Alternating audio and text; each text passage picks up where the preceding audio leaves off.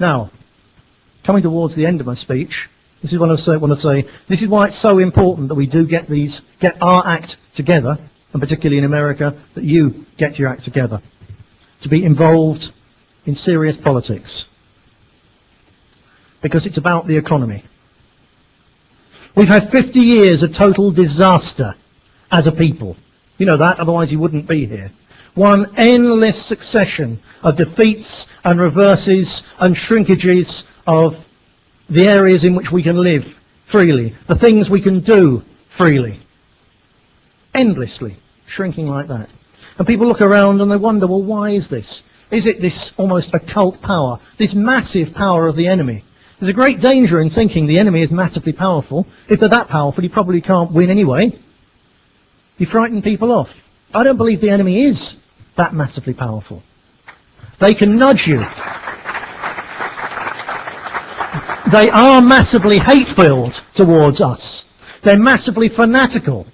They're massively keen to use any little edge they can to push our supposed rulers and so on down a road which suits them. But they're not that powerful. The secret of the success of their agenda over the last 50 years is nothing to do really with them.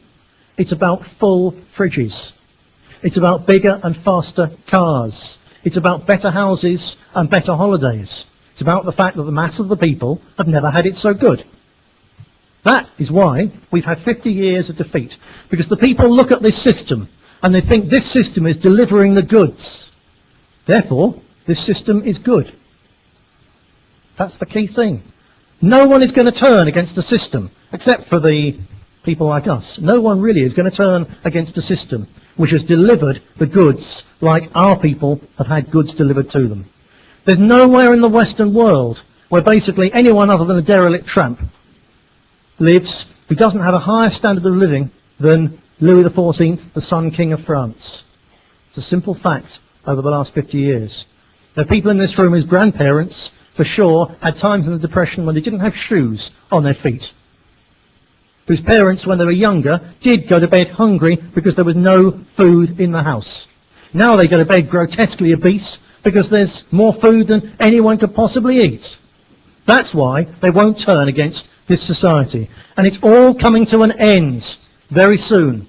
There's three factors which make me absolutely sure of that. First of all, if you look at the figures for debt, individual debt, consumer debt, local government debt in America, Britain, France, Germany, Italy, all over. It's utterly unsustainable now. What is this country needs? $2 billion a day. $2 billion a day being brought by the Far East. Otherwise America goes under. $2 billion a day. If you ran your own household expenses on a basis just a tiny fraction of that, how long before you ran into a brick wall? For a while it'd be fine, but it's utterly unsustainable. And if you look at say, Russia, a year ago, Russia had more than 3/4 of her foreign currency reserve in dollars. They've reduced it now to just over 50%. The Chinese and the Japanese are doing the same thing. They're all desperate to get out of the dollars, but they can't get out too fast, because if they try and get out too fast, it'll all collapse anyway. So they're just trying to get out as quickly and safely as they can. It can't go on very long. The second is that over the last 15 years in particular, and increasingly so, the industrial manufacturing base, particularly of America, has been utterly hollowed out and destroyed by the sheer brilliance, not of any Zionist lobby, but of Japan. And under cover of what they presented to silly, gullible American economists and so on as an appalling recession in Japan, they carried on hollowing out your economy. The whole thing was basically one big con by the Japanese Ministry of Finance, who were feeling they were under too much pressure from the American government to do something about their balance of payments surplus. So rather than doing something about it, they just basically pretended they had a recession. The Ministry of Finance didn't want the Japanese investing all their money in expensive real estate, so they organized a real estate crash. Some Fingleton, Blindside. Go and get it, go and read it. Norman Fingleton. It's a brilliant book, and it really explains it. And now you can begin to see, if you're going to pick up your national newspapers here, you see day after day after day another company in America going to the wall, or going, if not to the wall, to Taiwan, being shipped over there. And the American economy, which powered the American dream, is a hollow sham. It's a shell. Sooner or later, it's going to break. The third factor, I'll touch on only very, very briefly. Again, go and look on the internet. Peak oil. Some of you might have come across it, others won't have done. It's very simple, very, very briefly. Doesn't mean that oil's about to run out. It means that basically we've got through about half of it.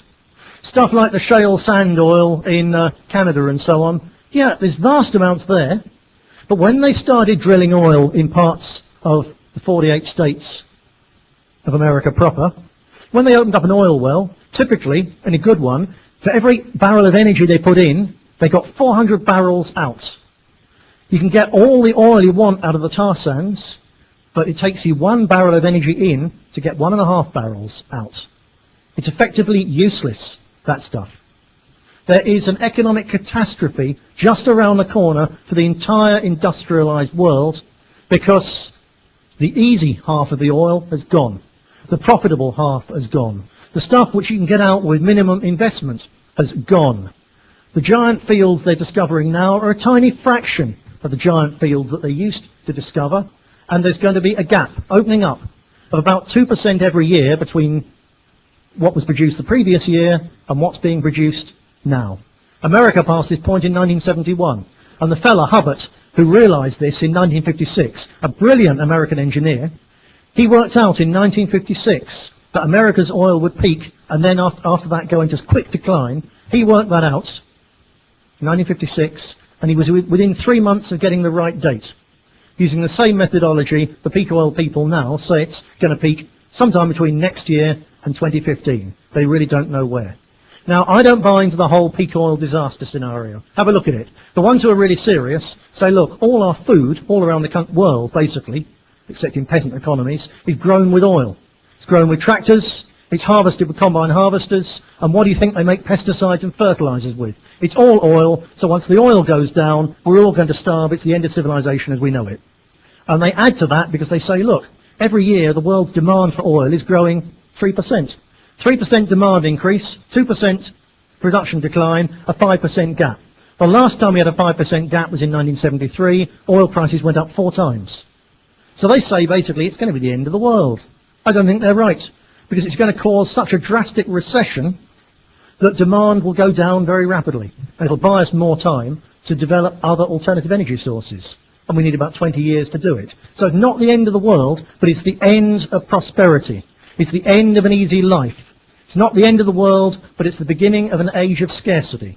An age of scarcity in which a well-organized nationalist party or movement can really make an impact.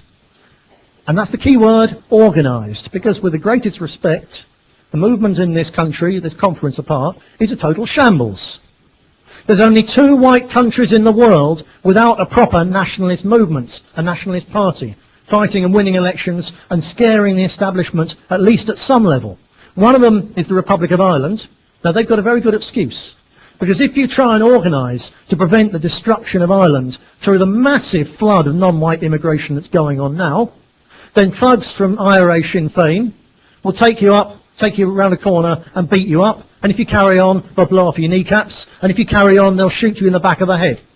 Because Sinn Féin IRA is totally committed to a Marxist multiculturalism, and they want to see the Irish people in Ireland destroyed. That's what they are now like.